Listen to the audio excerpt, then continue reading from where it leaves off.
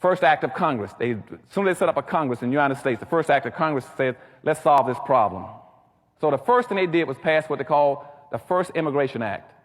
That says this is a white nation, and the quota on blacks coming here other than as a slave is 0. 0, zip, none, nothing. And that stayed in effect until 1966, when it was raised to 1/2 of 1%. And I still see black folk displaying inappropriate behavior. They can't figure out why you cannot get Haitians into the country. I said, God knows, don't you know what your law is? The reason you cannot get Haitians into the country because they're still fearful of you getting a large, significant black population and being a threat to the society.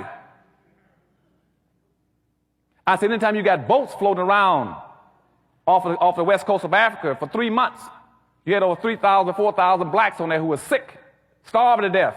Not one single country offered to bring them in, not this country. At the same time, this country has had refugee programs for every racial and ethnic extraction on earth but black folk.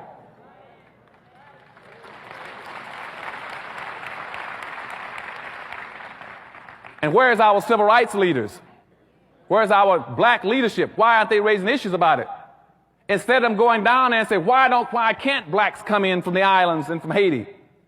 They do the same thing because they're seeing things upside down and backwards. They do the same thing the whites do. Say, well, what we need to do is invade that country and make them stay there. Let's improve the conditions there.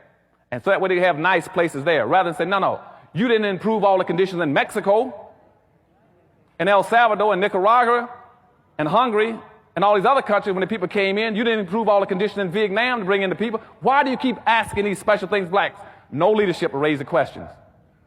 Because you see, no black leadership in America wants to raise the real issues about why we cannot raise our population and others can. In a social democracy where the majority will win and the minority will lose, we are the only planned, systematically, permanently classified minority. Which means that we are the only people who will always lose based on immigration laws and the quotas coming into this country. Unless we start to develop some very specific ways of dealing with it. That's what powernomics is about. I start telling you, you got to start changing the rules, turn things back upside down. You got to always practice, how do you get to be the majority?